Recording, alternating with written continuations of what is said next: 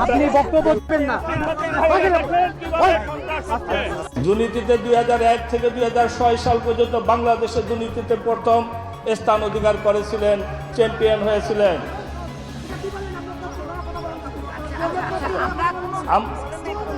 আজ পর্যন্ত সেই দুর্নীতির অবসান আমরা করতে পারিনি। আমরা চাই এই দুর্নীতিকে, আমরা চাই।